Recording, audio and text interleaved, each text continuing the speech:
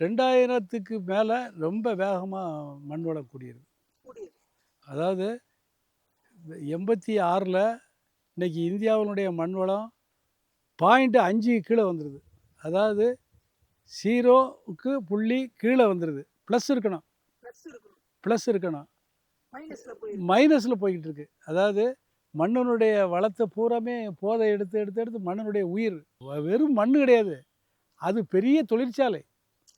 அதில ஆயிரக்கணக்கான நுண்ணுயிர் இருந்து நமக்கு தேவையான சிங்க், அயன், போரான் எல்லாமே பயிருக்கு அது கொடுத்து பயிர்லேருந்து தான் நம்ம எடுத்து சாப்பிடுறோம். நீங்க நேரடியா நம்ம சொல்ற மாரி சாப்பிடுறோம். ஒரு உயிருள்ள பொருள் தான் ஒரு அப்படின்னு உயிருள்ள பொருள தான் உயிருள்ள புல்ல பயிர வச்சு நம்மலாம் நம்முடைய நீங்க 400 வருஷத்துக்கு முன்னால சரித்திரத்த எடுத்து பாருங்க.